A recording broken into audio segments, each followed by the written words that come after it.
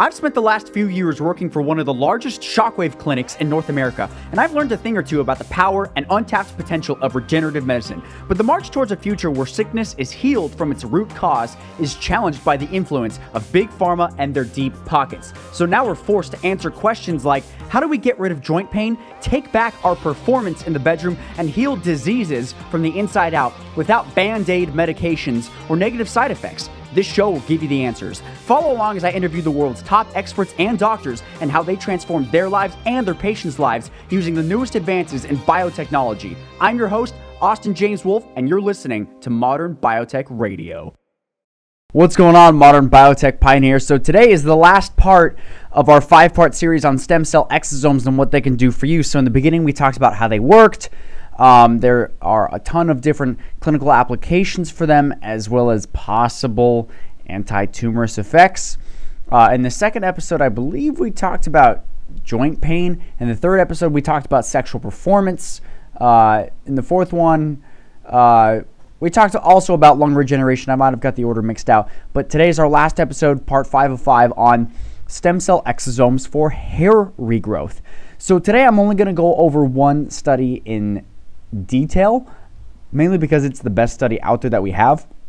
The reason why I did this the last is because there is a lot of evidence out there that stem cell therapy can help with hair regrowth, but as far as stem cell exosome therapy, it's kind of in the same boat as erectile dysfunction, where there's a lot of evidence pointing towards stem cell therapy for the treatment of erectile dysfunction. Not as much evidence on exosomes for erectile dysfunction, but there are a lot of articles and literature and white papers that point towards exosomes being even more effective than stem cells. So therefore, if you use common sense and logic, you can say, okay, if stem cells work for this, stem cell exosomes might work better for this. So that's kind of the logic that we used in our clinic at the Novus Center, and that's why we're seeing better results for patients when they use stem cell exosomes to help treat their hair loss and help regrow their hair. So I'm going to go over this study. I'm actually going to be citing 4 different studies in the show notes. You can look at them on your own time, but this will be one study. This was published in 2017 underneath the scientific reports of Nature Research.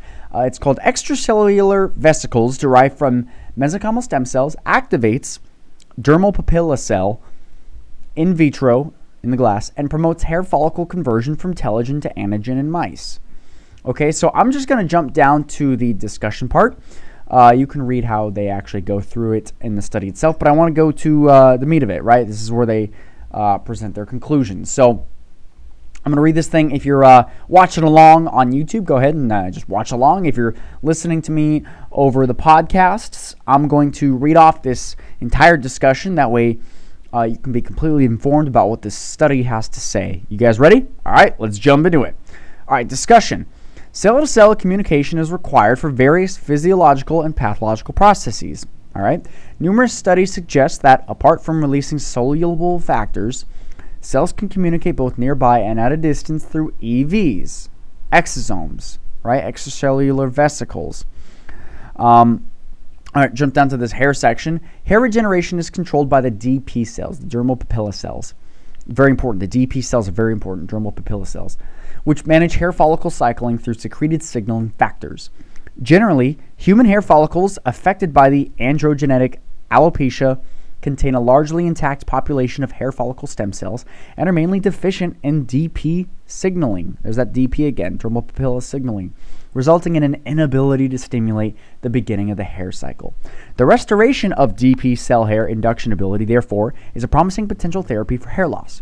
However, to date, the application of bone marrow-derived MSC extracellular vesicles, exosomes, to activate these DP cells, we want to turn these DP cells on for in vitro and in vivo hair regeneration, has not been reported. So their whole hypothesis is like, okay, if you use these exosomes to turn these DP cells on, it could help slow down the hair loss process, maybe even reverse it. In this study, we've successfully isolated extracellular vesicles from mesenchymal stem cell culture media, which are consistent with the reported size and shape of exosomes in previous studies. EVs express the extracellular vesicle specific surface markers and cell component markers, confirming the isolation of pure EVs without contamination. Okay, EV interaction. And whenever I say EV, you can think of exosomes, right? EV interaction and uptake, which is necessary for the delivery of biomaterials to recipient cells, involves direct fusion to the plasma membrane via ligand receptor interactions or lipids, followed by the release of EV contents into the cytoplasm. DP cell proliferation, dermal papilla cell proliferation, is necessary for the morphogenesis and growth of the hair follicle. Mesenchymal stem cell exosomes were found to induce significant proliferation of DP cells. That's great. That's exactly what we want, at rates as robust as those reported from minoxidil. Okay, minoxidil is one of those, prescription things for your hair, and it's kind of like it's what every doctor recommends, that or finasteride, but there's side effects with those things, especially finasteride. Finasteride can cause erectile dysfunction. Our results suggest that mesenchymal stem cell EVs lead to the activation of, and then these big scientific words, just important things for your hair. Taken together, the activation of these things might prolong the survival of DP cells. That pathway may also be involved in regulating DP cell proliferation. That's a very good thing. During the initial stage of hair follicle morphogenesis, DP cells self-aggregate in the dermis, where they play a vital role in guiding the epidermal pleco to develop into follicle structures. They help grow hair, basically. We also investigated the effect of mesenchymal stem cell EVs on DP cells migration using transwell assays, and showed that mesenchymal stem cell EV treatment significantly enhanced DP cell migration. This is what we want. We want these DP cells to proliferate. We want them to turn them on. We want them to help stop hair loss and help regrow hair.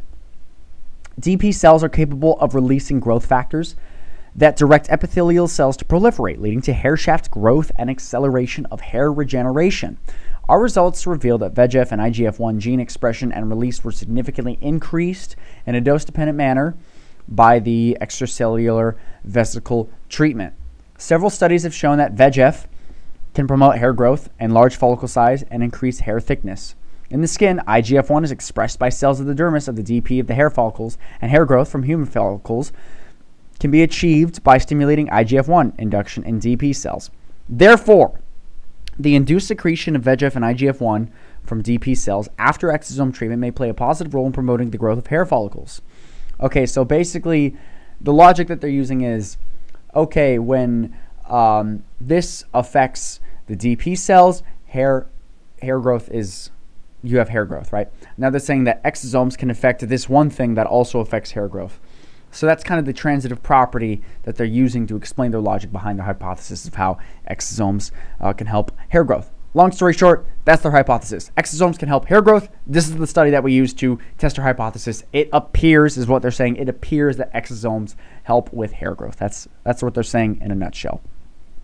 Okay? And then they go through the rest of the study.